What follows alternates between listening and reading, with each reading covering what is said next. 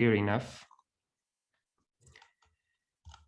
And I don't think, oh, there's another question. If the recorded talks will be available publicly afterwards, but I think Claudio already answered, so we will likely put them on the FM YouTube channel. Okay, so if there are no further questions, I'd like to, well, it is our great pleasure to introduce you our first invited speaker, Professor Tobias Nipkow from the Technical University of Munich. So, of course, Professor Nipkow is very well known, particularly in his work or for his work in interactive theorem proving and for developing the Isabelle theorem prover. And he's going to talk to us about using a proof assistant, and Isabelle in particular, to teaching algorithms and data structures, or data structures and algorithms, because I've noticed that the title of the talk, as announced, I think it was the other way around. So Tobias, thank you very much for being here with us, and feel free to start whenever you want.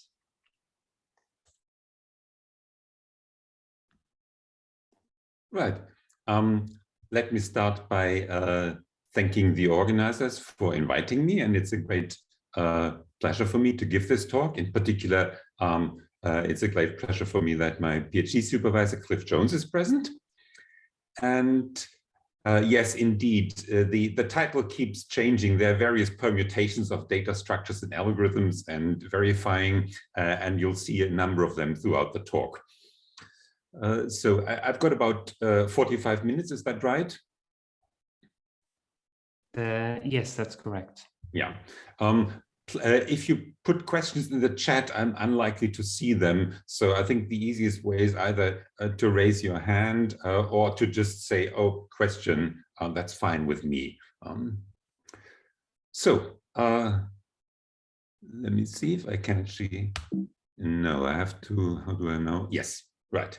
Let me just give you, let me start by giving you a brief history of our young area of teaching with proof assistants and also teaching proof assistants. So that's why the with is in parentheses, because if you do teach with the help of the proof assistant, you also have to introduce the students to the proof assistant. And I think the area started around 2010 and resulted in two textbooks. One is called Software Foundations and uses the Coq theorem prover, and the other is called Concrete Semantics and uses Isabelle. And the Software Foundations has become much more than a single textbook. It's developed into a series covering various areas in computer science. And the starting point, the Software Foundations and the Concrete Semantics were largely or completely focused on programming language semantics, but that has changed, by the Software Foundation series branching out, and then me wondering what can we do beyond semantics. And the obvious target area in computer science is, of course, algorithms. And so I retargeted my research and also my teaching, and a number of years later, out popped a new book and also a course that I've been teaching for a couple of years now on verified functional data structures, and of course also the algorithms on these data structures. And the talk will be roughly consists of two halves. The first half is a survey where we take the gold standard textbook for algorithms, the Corman, Leisers, and Rivest and Stein, and ask ourselves how much of that book has actually been verified, how much has been subjected to the theorem proving, it has been verified in the community. And then I will, in the second half, I will start focusing on the actual course that I'm teaching and the book that we've written. Hang on. Oh, oops, there was a slight delay. Yes. So there we are. Focus on how much of this book has actually been covered. And when I say how much of the book, I'm typically talking about individual algorithms or mathematical theorems. But of course, the book is full of additional material, exercises, and this variation and that variation. So when I say we're covering the book, in the end, we're only covering select parts of the book, and there's much more material that has never been verified because it's sort of different variations that people typically haven't covered in their verifications. So we follow the structure of the book, and we will cover a particular highlights. So I'm not going to say, oh, this has been done by that person and this by this person, and this has been done in this framework, except for a few exceptions. And these verifications come in all shapes and sizes. So some of them, although the CLRS book is all imperative, some of the verifications are done functionally, others are really done for imperative languages. Some do cover the running time analysis, others don't. Some running time analyses are worst case, others are amortized, and a whole host of theorem proving systems have been used. So I'm not going to be specific on which theorem prover was used for which part.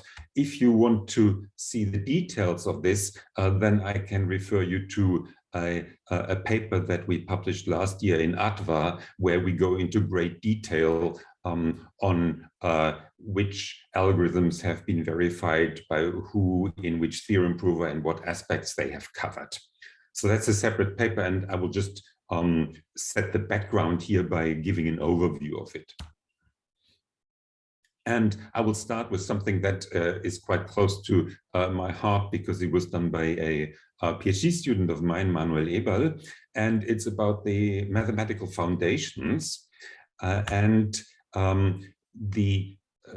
One of the main theorems used for divide and conquer recurrences and their analysis, their running time analysis in the algorithm literature in general, but in particular in the CLRS book, is a specific form of something known as the Akrabatzi theorem. So you will, if you haven't heard of Akrabatzi, then you may have heard of the master theorem that plays an important role in the algorithms literature. And this is a generalization of it. And that's something that Manuel Eberl dug up and verified. And it roughly looks like this.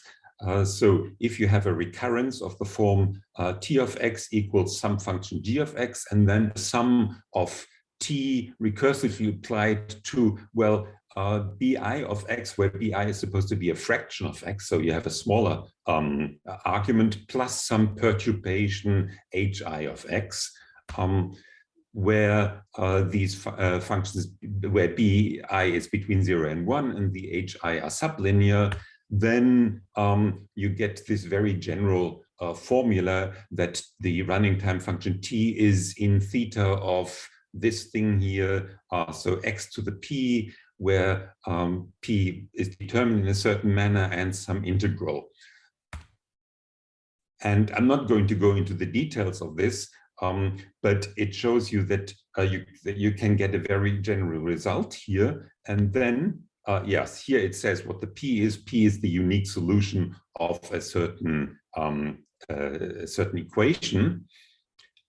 And then you get a special case if the function g, remember you have this function g here that's added at the front, and depending on whether g is a polynomial, well, if g is polynomial, then you get a case distinction that we know, that's the generalized master theorem, depending on how the p's and the q's relate to each other. So this is all quite intricate well, mathematics or analysis. And Manuel proved this, and this is now part of our tools that we can use in algorithms analysis, really as a pre-proved theorem. And here is a simple example. That's on the left, you see the recurrence equation for the median of medians algorithm. And here you will actually notice this is different from the master theorem. The master theorem does not allow you two recursive calls of t with different factors. Here you have 0.2 of n and 0.7 of n, and so you have to treat that specially, but this Akrabatzi theorem allows you to treat that uniformly and to get the, in our case, automatically proved result that t is in O of n, in fact theta of n. And the proof of that theorem relies on a the formalized proof relies on a really quite impressive library of automated asymptotics. So this is something that Manuel automated as or motivated by the work on the Akrabatzi theorem, and it can, as far as I can say, can prove quite remarkable things automatically. So, for example, if you look at this, where if x goes to 0, which of course is problematic because then the function has a root at that point, and as a pole, not a root, sorry, has a pole at that point, but it still turns out and can be proved automatically that the limit of that is 23 over 24.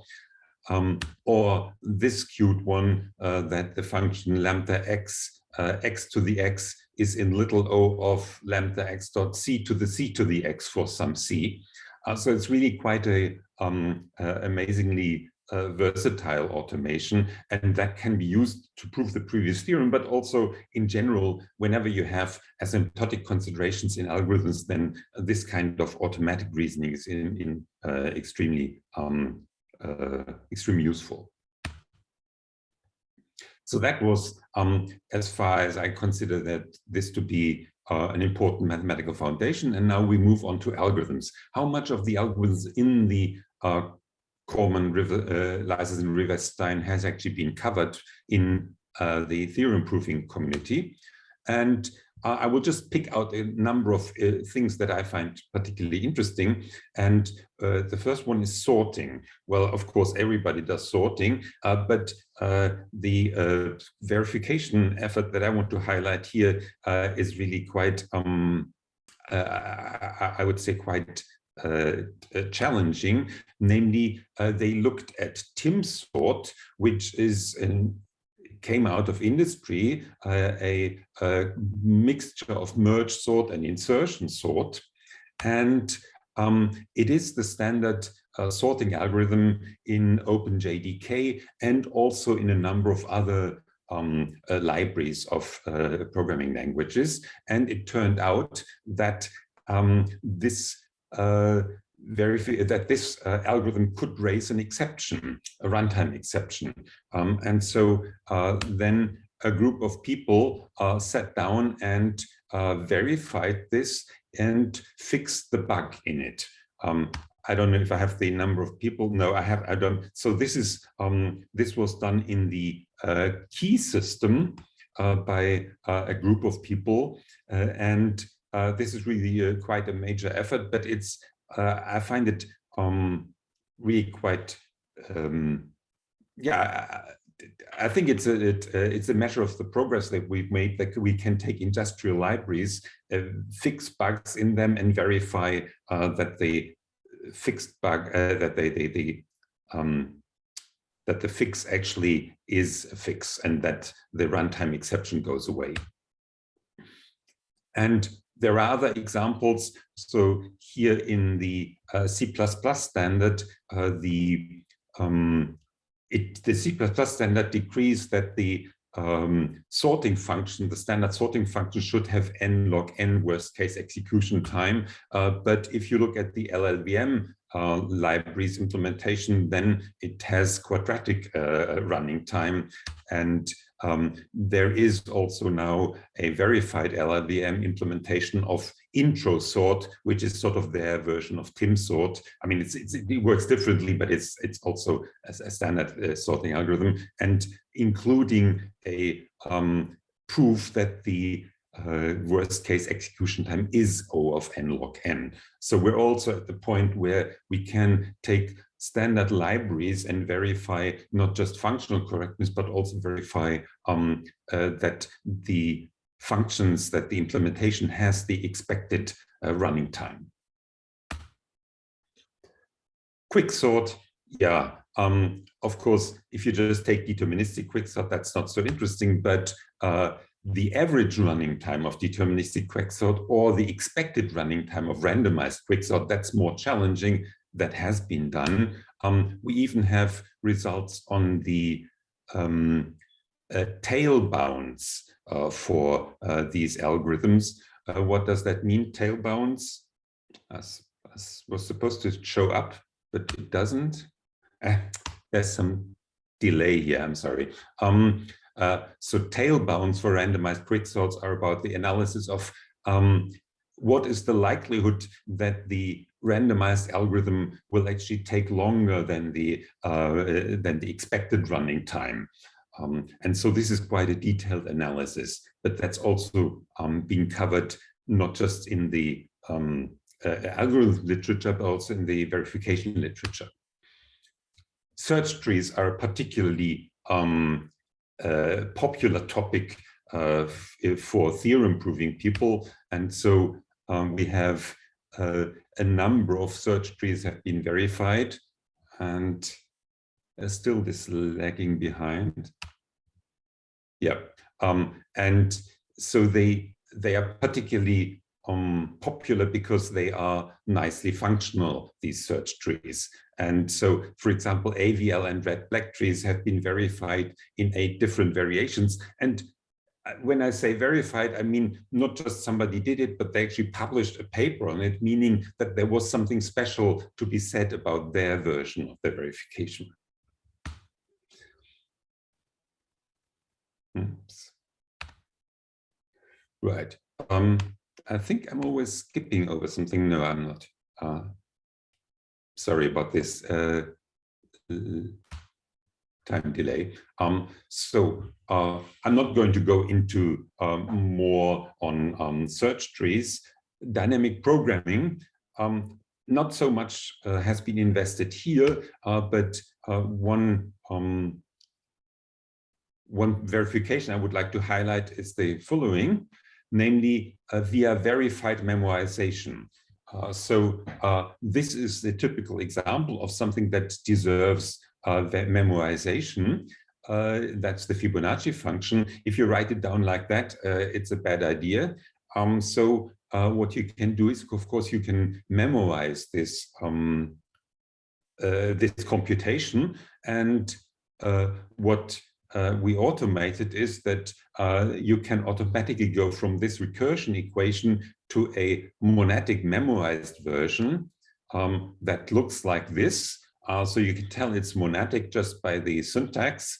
But why is it memoized? Well, you can see there's not just an equality here, there's some other symbol. So behind the scenes, hidden in the definition of this symbol, the memoization is going on. And the important point is that you don't have to do anything yourself, but the system will automatically transfer from the red to the blue version and will give you a correctness theorem that, I don't want to read out the details, but that essentially tells you that the running fib prime, the memoized version, gives you in the end the same result as running the fib function, the unmemoized version, where empty is the empty storage that you start with, and run state is the function for executing this memoized version, and second gives you the second component, because the memoized version will always compute both a result and a new memory. So that's, of course, dynamic programming can be seen as a way of or dynamic programming can be realized by memoized computations. advanced data structures, I mean, that's a whole chapter in the Corman book. We have B trees there. By now, we have 3 verified implementations, quite different, really, in their nature. We have priority queues galore, like search trees. They are quite popular because they are really quite, many of them have very functional flavor. You don't need side effects. So a lot of them have been covered in the literature. Some even with decrease key, which is a detail that is a bit tricky in a functional programming setting, because the decrease key operation normally in an imperative setting gives you a pointer into the data structure, to one of the entries of the data structure, and you want to decrease the key for that entry. And of course, that's a no-no in functional programming. You can't just have a pointer into a data structure. And so that's a bit tricky to realize purely functionally. And finally, I think, again, a highlight of the verification of data structures is the verification of union find with its amortized complexity of O of alpha of n, where alpha is the inverse of the Ackermann function. And if you've ever been teaching this, you know this is not a trivial proof, and you have to prepare well before your lecture on this material. And to do this in a fully verified fashion is really quite an achievement. Graph algorithms, another chapter in the book. Many of them, or in fact, all of the key ones have been covered. Standing out are strongly connected components in 3 variations. All 3 of them have been verified. Minimum spanning trees are quite popular. The algorithms by Prim and Kruskal, where we see 8 quite different variations. So, for example, one or 2 of them are using relation algebras, and others are doing it on a very implementation-oriented level, imperative style. So you have a lot of variation there. Dijkstra has been quite popular. Obviously, it's a popular algorithm, so it's popular with verifiers. And recently, we've even seen a verification of a C implementation with all the warts and all that comes with a C implementation. So it's not just abstract functional verifications, but really down-to-earth imperative real programming language verifications. Floyd-Warshall is another popular topic, but most people confine themselves to transitive closure. Shortest path is a bit trickier, and in particular, even in the Corman book, they say, oh, and then there's this problem with negative cycles, and we're going to ignore that. If you stop ignoring it, then you find that it complicates the verification considerably. But the one for the shortest path, that publication actually does it in gory detail. Come on, next one. Right. Yes, I missed. Sorry for going back and forth, but sometimes I go forward and nothing happens, and then I go forward again, and then it skips over something. Maximum network flow, that's sort of one level up in complexity from the previous algorithms, and that hasn't been so popular. But we do have one verification of both the Edmonds CARP, the basic algorithm, and the push refinement, the push relabel algorithm. That's the end of the core material. So what else is the Corman license and revest? There are lots of selected topics in there. For example, string matching, randomized algorithms, approximation and online algorithms, and all of that, bits of it have been covered in the verification literature, but the coverage is rather spotty, let's put it that way. So I'm not going to go into that at all. And if you now just confine yourselves to the core literature, to the core part of the book, that I would consider the first 750 pages, parts 1 and up to 6, then much of the basic material has been verified. When I say much, as I said in the beginning, there are lots of variations in the book, and typically only sort of the standard version has been verified and not all of the exercises and variations around it. The major omissions are hashing, including probabilities. I mean, verifying a hashing function that it's functionally correct is typically not very complicated, but doing the probabilities is more challenging, and not so much has happened on that in the literature.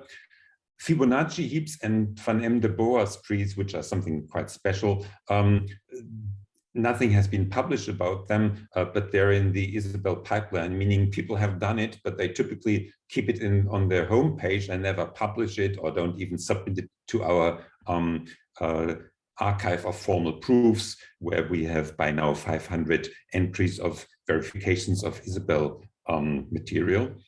And so that's why I consider them omissions, because they haven't been published properly yet. And the Fibonacci heaps are actually quite challenging, because you can't do them properly in a purely functional manner, properly in the sense that you actually want the asymptotic running times that the Fibonacci heaps give you, unless, of course, you use monadic computations and you have some arrays or something in the background. But it's really a very imperative kind of algorithm, the Fibonacci heaps.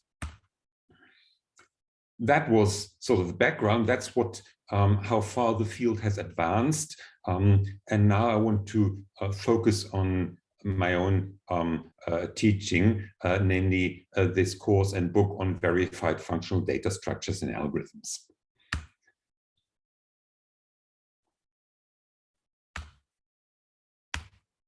Right. This year we published online, purely online, a new book, and we is quite a number of authors who have contributed different chapters to the book, and now the title is yet another permutation of algorithms and verification. And yes, you're very welcome to download the book. You just have to Google the title, you'll find it easily. And I will now tell you a little bit about what's in the book and what the aims of the book and the course are. Let me just see whether I skipped over something again. No, I didn't. So the aims are really to introduce both programs and proofs. I mean, we have enough books on algorithms, but we don't have so many books on functional algorithms. And if you look at the standard there, the book by Okazaki from the 1990s, then he doesn't say anything about proofs. And so I thought it was worth actually combining the two and not just presenting algorithms, but also proofs. And so we're interested in functional correctness, but we're also interested in running time complexity.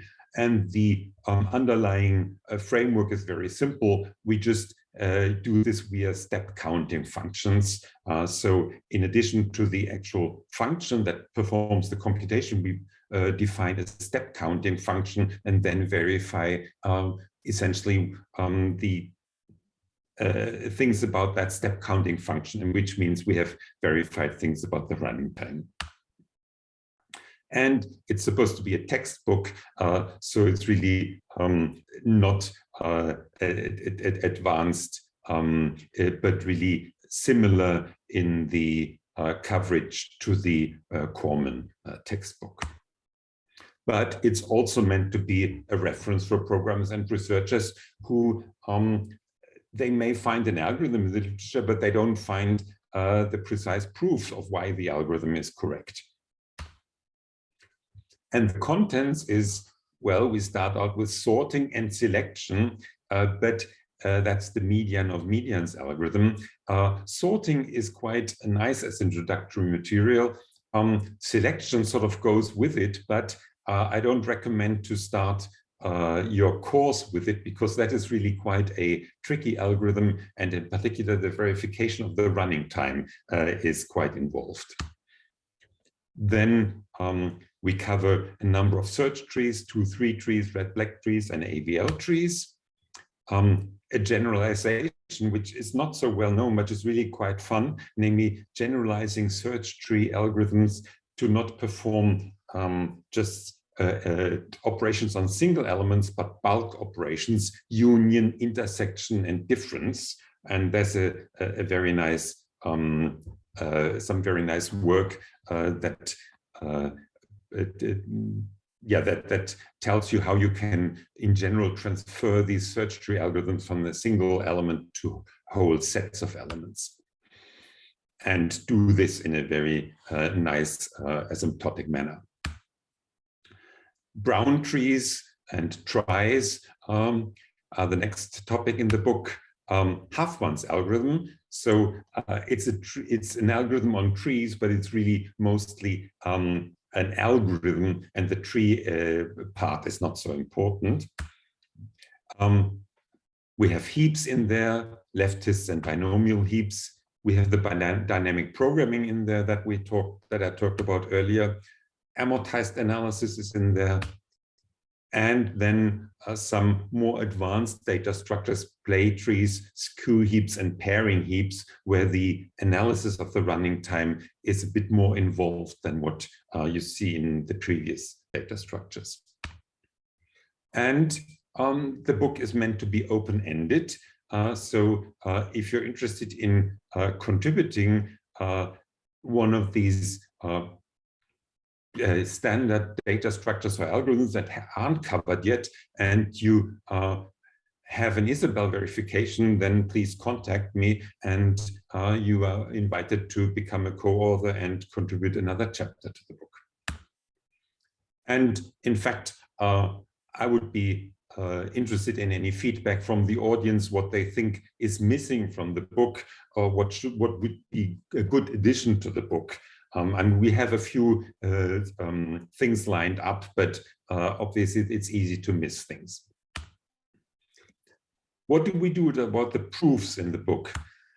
Well, the aim is that the book and the theories are really a repository for definite and streamlined proofs of these algorithms. Why? Because some of the proofs are really not in the literature, it appears. I mean, I haven't found them. Of course, I may have missed it. So it's surprising that some algorithms, standard algorithms in literature don't come with a standard, a nice proof.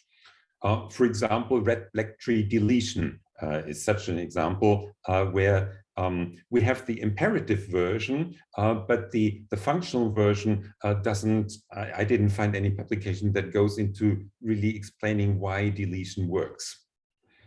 And then there's another version of red-black trees by Germain and Might that doesn't come with any proofs at all. So there are these interesting omissions in the literature. And the presentation we've chosen for these proofs in the book is that in the Isabelle theories, in the source files, we use the structured proof format for Isabelle. So these proofs are really reasonably readable. You don't have to understand every single aspect of it, but you can get the general drift of the proof quite easily from the text. But they can also sometimes just be automatic, and those are typically the times where, as a human reader, you don't want to see the details because it's just a large case distinction, and then every single case works out automatically.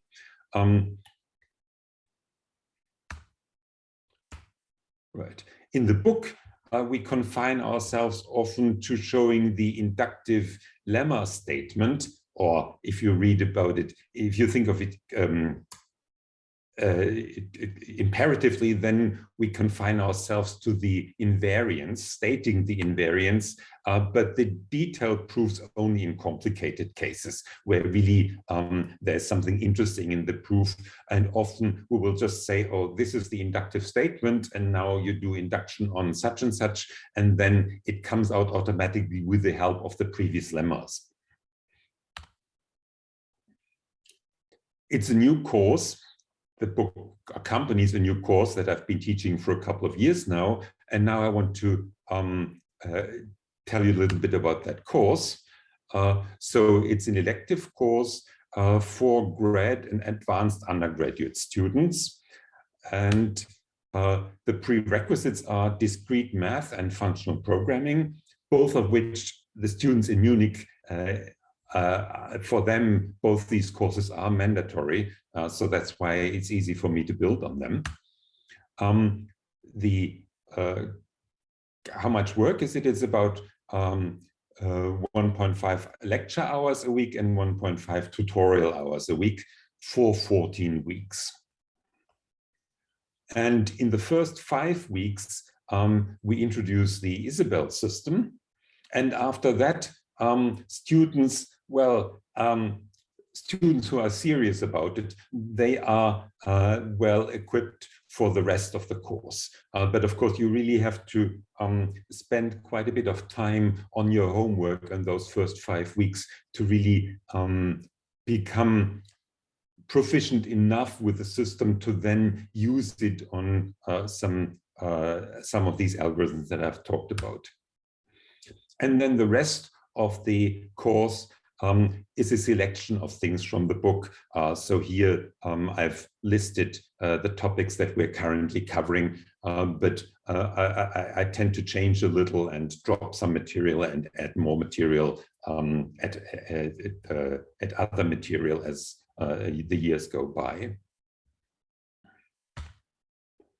And the central aims for me for this course are the following. They're concrete aims and abstract aims. The concrete aims are that I really want them to learn about these efficient functional data structures, and I want them to learn about the proof assistant.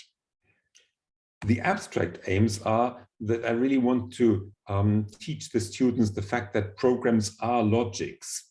Programs are logical formulae. And that's for many students quite new because they've been only brought up on imperative programming, and proofs were not so important, or the proofs were rather disconnected to the actual algorithms. But the fact that they both live in the same world of logic, that's kind of a new thing to them. And finally, I want to also get them addicted to proof assistants. And it's one of those love-hate relationships. Some people drop out of the course and they hate it, others stay in the course and they do find it cool by the end of the course. And I want to conclude my presentation with saying a few words about my general teaching principles, teaching with proof assistants, the underlying principles that I have there.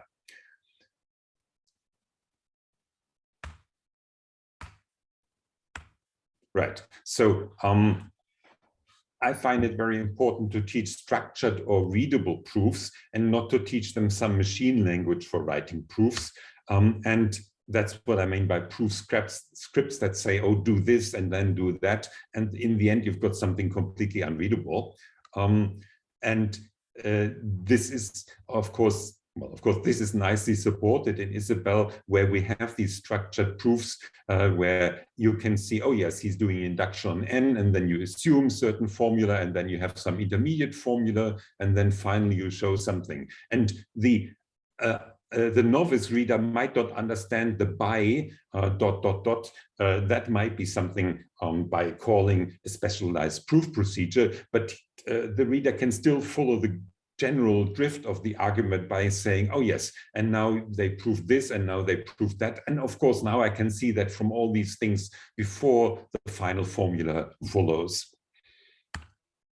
And this is in contrast to something where you just say apply, apply, apply, and you don't see what you're proving, and it's all a bit obscure.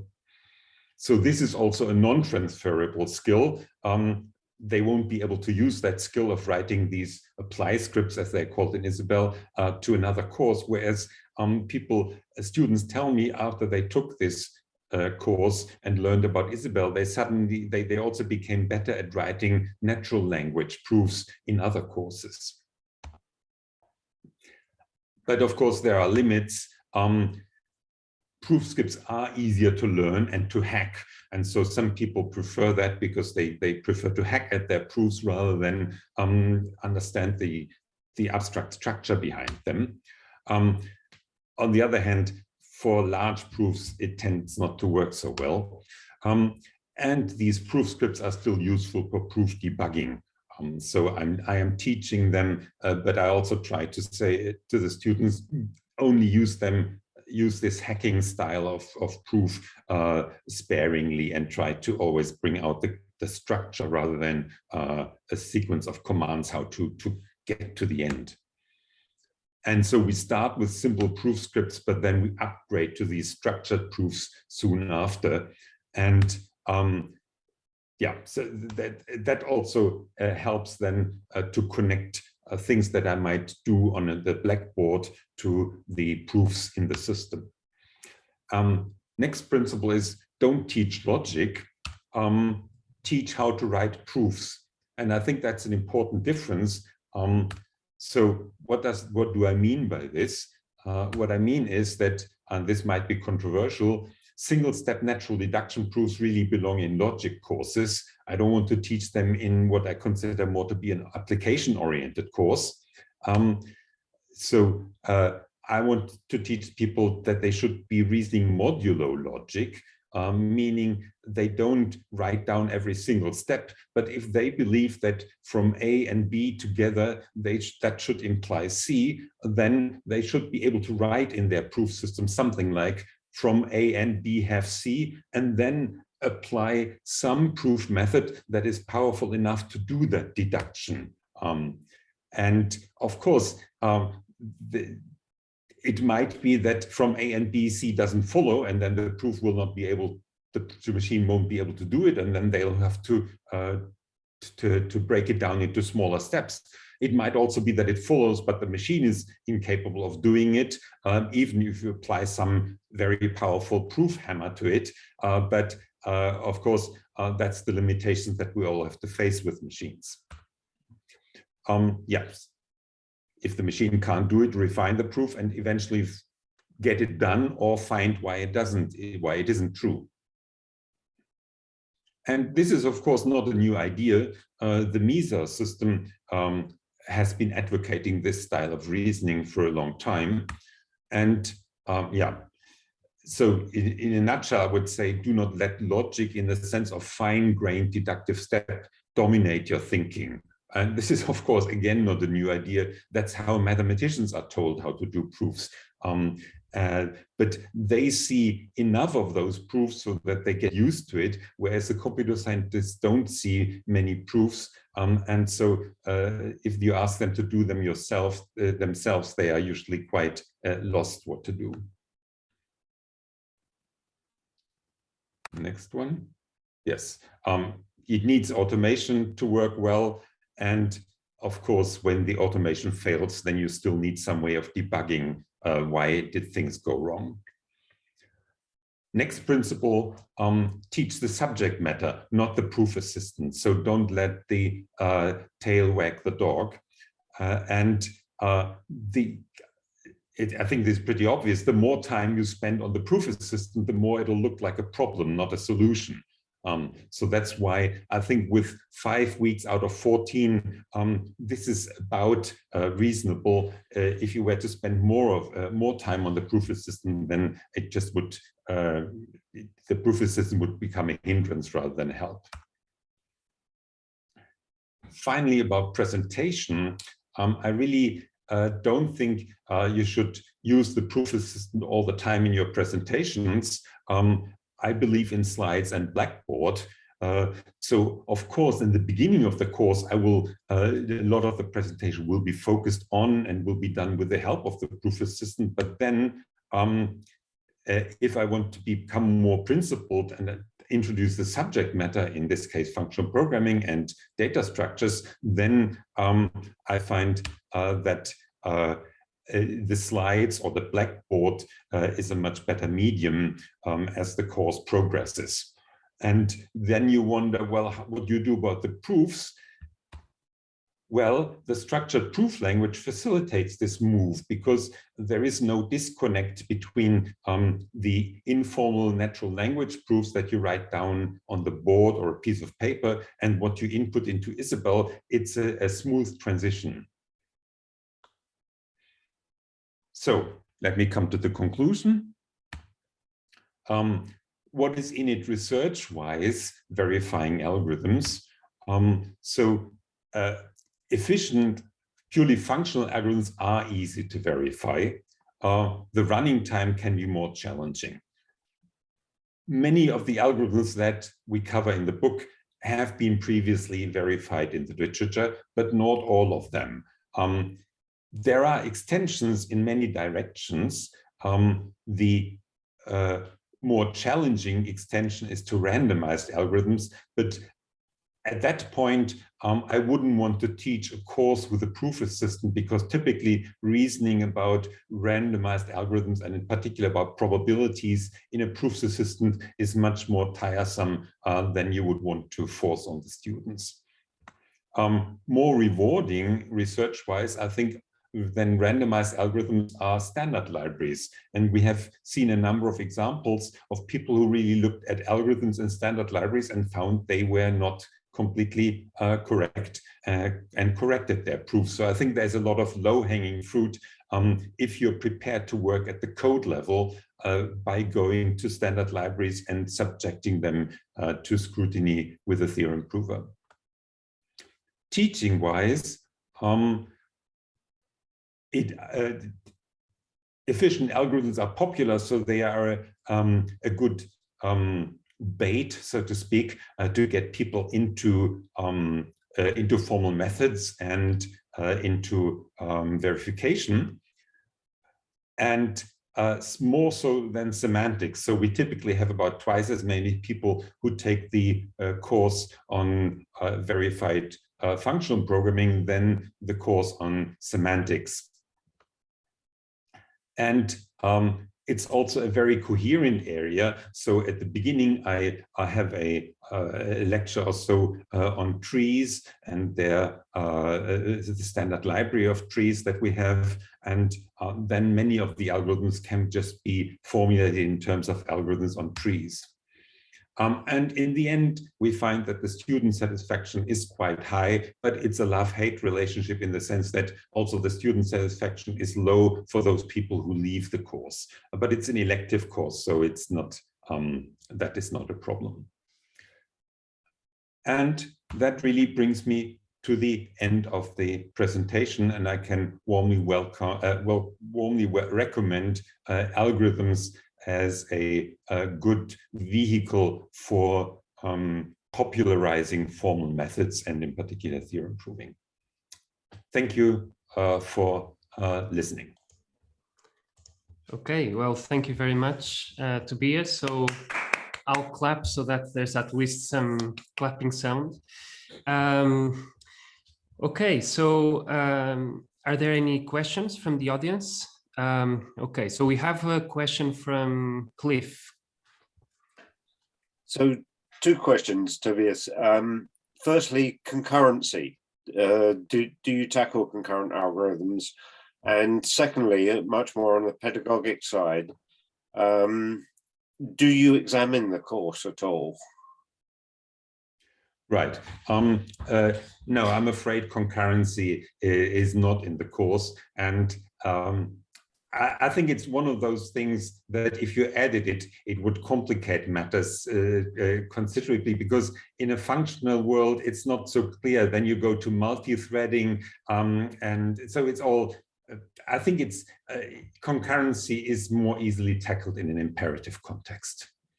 That's, or you can say, well, in a functional context, you don't even need to tackle it because everything is by nature concurrently. But that's, of course, only a half-truth. Yeah. And do you have to examine the course? Yes. And that works actually very well. So we had to examine it on paper in the past because those are the rules. But then with the pandemic, the rules were relaxed and we could examine the course online. And so actually the exam, we've conducted it twice online, and the students like it because they always felt that programming on or many of them feel that programming on a piece of paper is somehow an odd thing to do. And so we are quite happy with that mode of examining it. So the students, throughout the course, they get one homework sheet per week, and then they submit their Isabel theories, and it's graded automatically. So that's a big, of course, simplification for us. A big facilitates matters, and then the students are used to this grading process by submitting it to an online system, and then we use the same thing in the exam. And the numbers are small enough. We're talking about, like, in the final exam, like 40 people, that plagiarism is not a problem. People who, it's an elective course, so people who don't like it drop out anyway.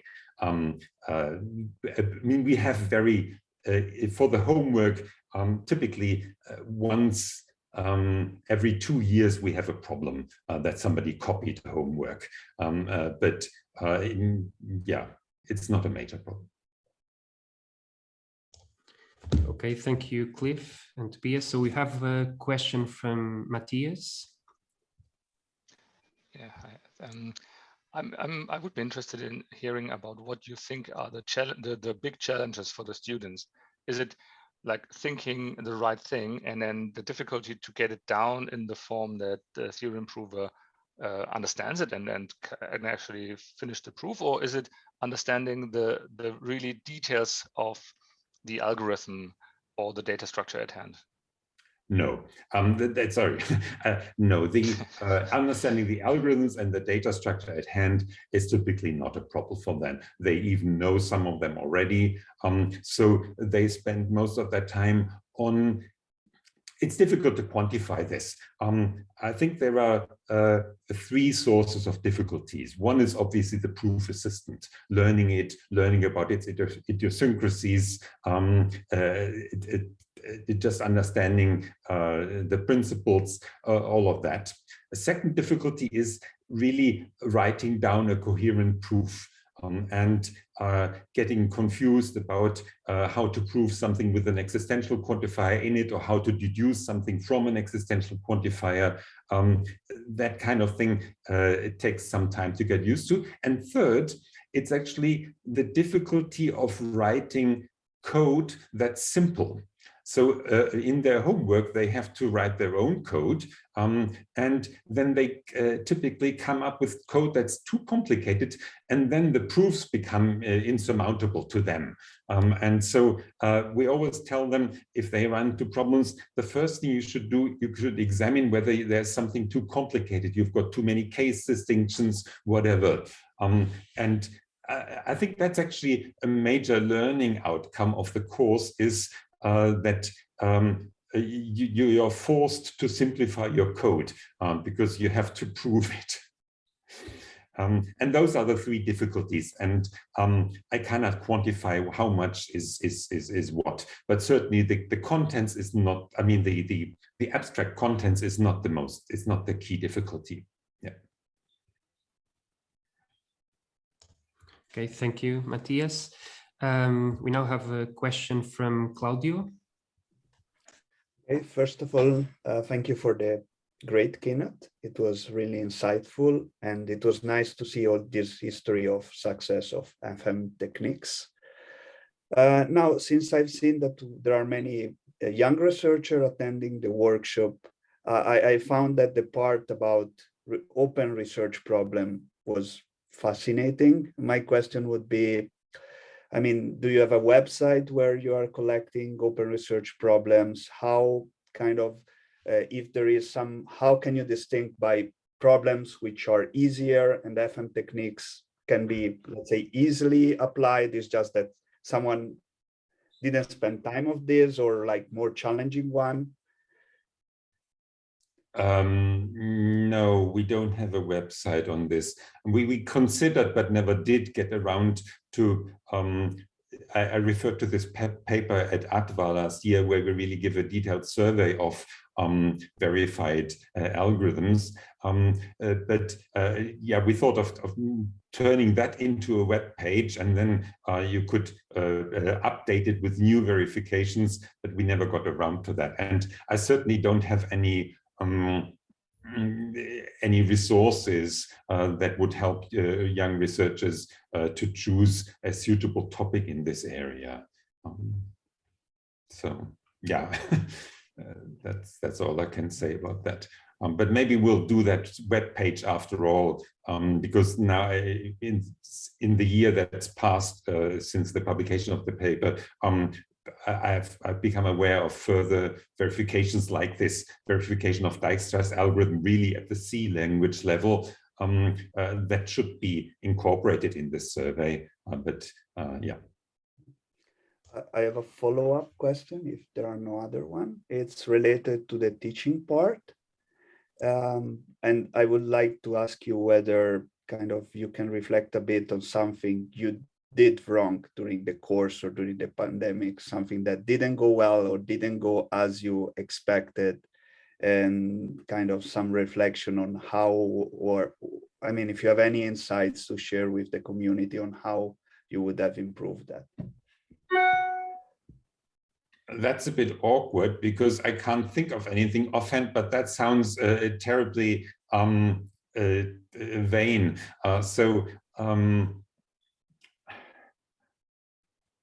I know it's a bit a provocative question, like. Yeah, it's a good question.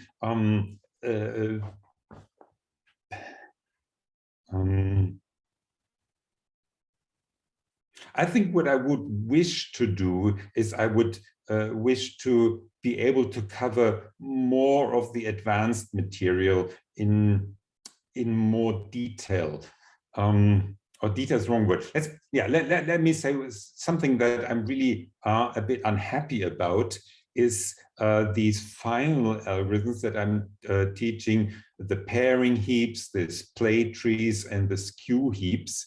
And the amortized analysis of those, I don't really understand it myself, in the sense that I can do the math, but I do not understand the abstract reasoning behind it. Why does it work? And now I asked a colleague who's in algorithms, and in the end, his reply was, well, you just have to do the math and then you see that it works. So he didn't have a good explanation either, but I find that was a bit frustrating for me, that there were some advanced topics that I couldn't give the students a nice intuitive explanation of why the running time works out. But that's not quite what you were asking. So during the pandemic, I found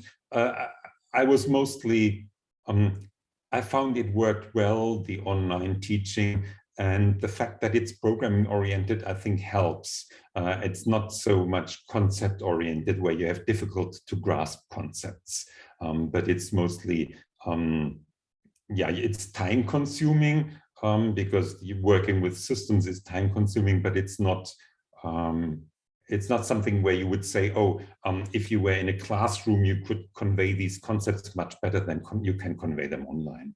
Yeah. Thank you. Okay, thank you, Claudio. Maybe just a follow-up question on this last one. So if someone would like to start teaching from your book and repeat essentially what you are doing, is there any advice that you have that might avoid some problems that you encountered in the last 5 years? Or put it in a different way, if you were starting now, with all the experience that you acquired throughout these 5 years, would you do anything different from what you've done in 2017, for example? One minor thing is that it's very important to have some kind of a feedback channel what do we use? I think we use Zulip for the students to ask questions. So they get stuck in some proof and they get some error message that they don't understand. And then to be able to post that and get feedback from either other students or the tutor. I think that's an important point. But I think that also applies to programming courses. It's not unique to theorem proving or formal methods. Something I would, I think you should probably be familiar with the proof assistant yourself before you start teaching it, but I think that's a kind of an obvious thing. Familiar doesn't mean that you need to be an expert, but you should be reasonably familiar with it. Yeah. Okay. Otherwise, there's nothing that comes to mind now that I think we did wrong in the beginning, and I think we then corrected. No, I'm reasonably happy with the material as it is. Yeah. Okay, thank you. So just to finish, one last question. We have Rune King, who wrote in the chat window, and he asked if you have any plans about teaching formal mathematics using Isabelle. No, I don't. And the reason is simply that I'm teaching computer scientists and the math courses are taught by the mathematicians. And so I think I would love to do more of this kind of teaching in a more mathematical area. For example, I've been toying with the idea of teaching the logic course based on a theorem prover, but haven't found the time yet to do it. There is some very encouraging experiments being done at, I think, Imperial College by Kevin Buzzard using the lean theorem prover. And of course, we'll also hear from Jeremy Avigard. What he did, I think, is a good vehicle. He said, I'm teaching a standard math course, but I'm also teaching the theorem prover, and optionally, the students can hand in their homework using the theorem prover, but it's not something that I will force on everybody. And I think that's the right way of approaching it if you're doing if you're teaching a mandatory course. But I'm not going, I'm just not a mathematician and I'm not teaching math courses, so that's the short answer. But I think we should see more of that kind of teaching where we try to integrate formal methods, or in particular theorem proving, into a standard curriculum by making it an optional component. I think that's a good, that's a nice idea. Okay, well, thank you very much to Rune King for the question, and thanks again, Tobias. It was a wonderful talk, and it was a pleasure to have you here with us. It's a pleasure to be here, and I'm looking forward to more of the talks in your workshop. Thank you very much.